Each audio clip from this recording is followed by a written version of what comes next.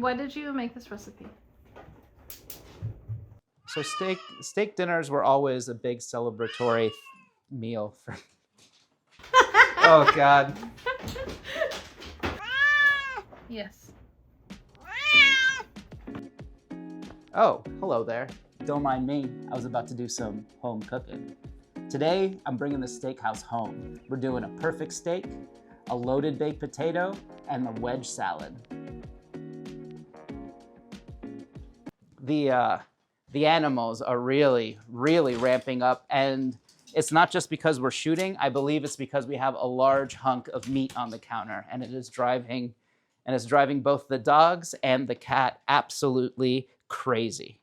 More often than not, when a recipe uses potatoes, you're often waiting on the potatoes. Hash browns in the morning, always waiting on potatoes. French fries, always waiting on potatoes. Even pickups at the restaurant, you often are waiting on potatoes. Not here, because step one is cook your potatoes. Hot oven at 400 degrees, you fork it. You fork it all over. There you go.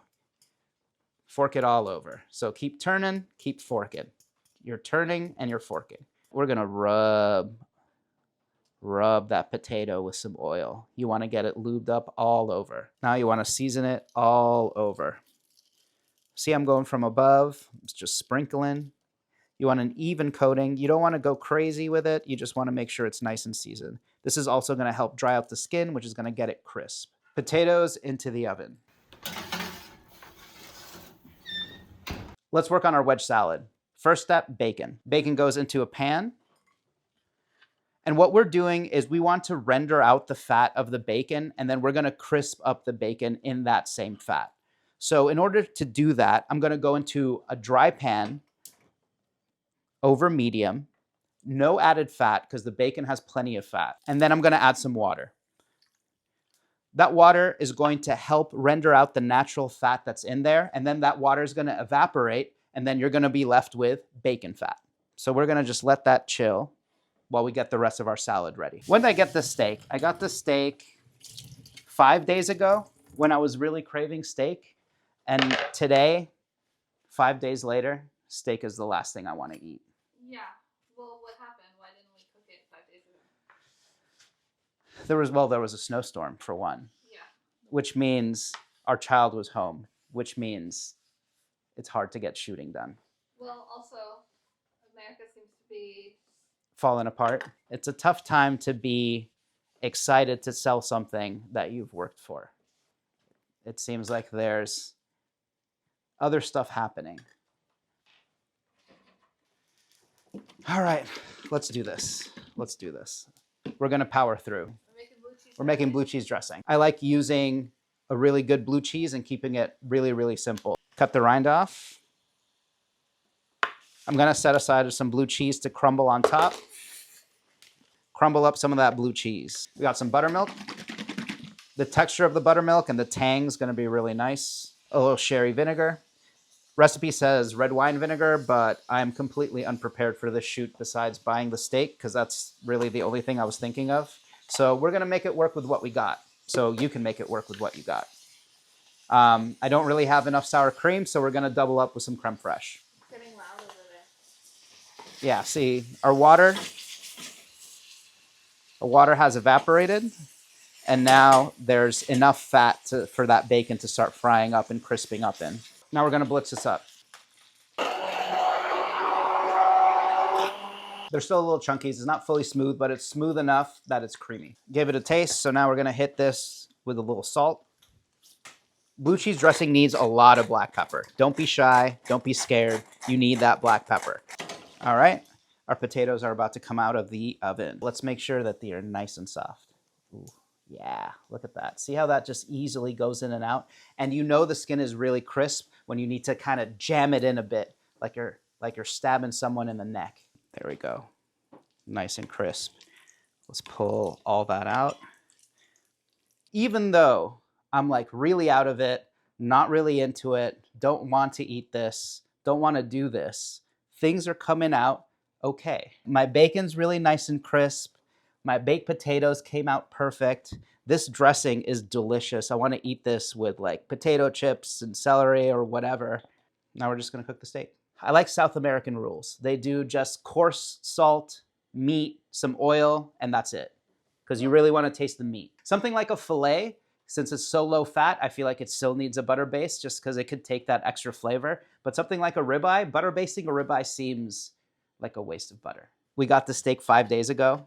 So to extend the shelf life, I took it out of the packaging, patted it dry, hit it with some salt, and then just let it sit in the fridge uncovered until we got to it. I don't usually condone dry brining steaks because it doesn't need it. You can just salt and go right away. But if you do have a piece of meat in your fridge and you're like, I don't feel like cooking this, I would much rather order takeout today and worry about this another day, take it out of the packaging, pat it dry, hit it with some salt, and then you'll gain some time on your meat.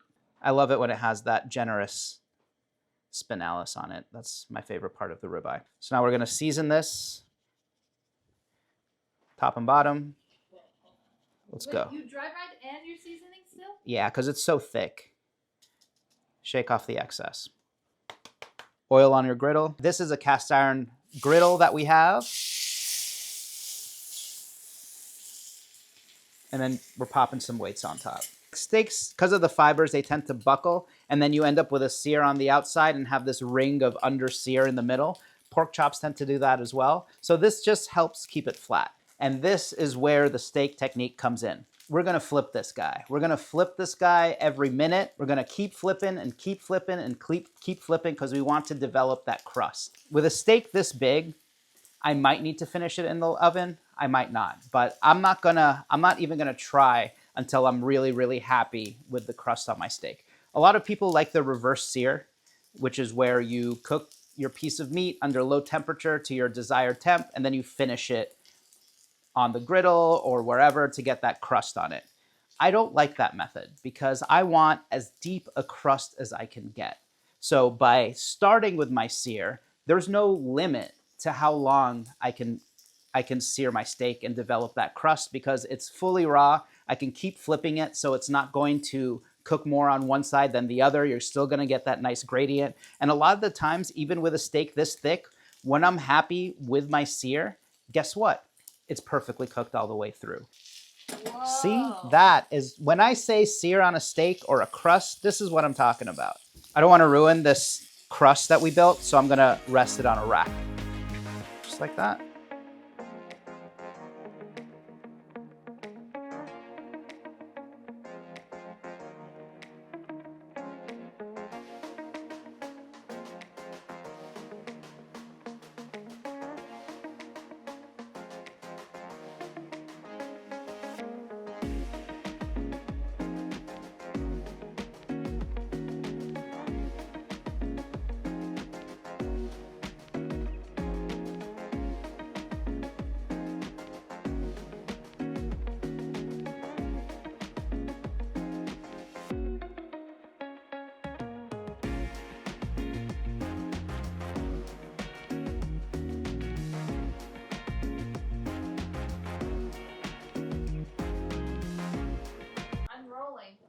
Okay, now we cut our ribeye. The moment has come. Take this guy off the bone. Ooh, look at that beautiful cook. That looks good.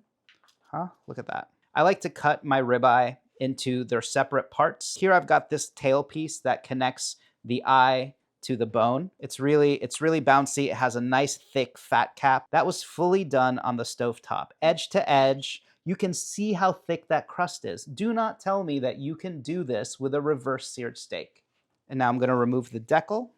Similar to the tail piece, but it's a less fatty piece. And here's the eye. I like to cut my steak into thick pieces. There's nothing I hate more than a thinly cut steak. A cut like a ribeye, I like to cook medium, just so I can render as much of that fat as that's in there. The leaner the meat, the less I'd want to cook it. Before I forget, the whole point of this, the whole reason why we're here, and I am forced to do this. Pre-order my book, Hello Home Cooking. You can find the recipe for this and 90 other ones, plus a whole bunch more in the chapters and liner notes in my book, Hello Home Cooking. Out March 24th, available for pre-order now. please pre-order. Nobody believes in me.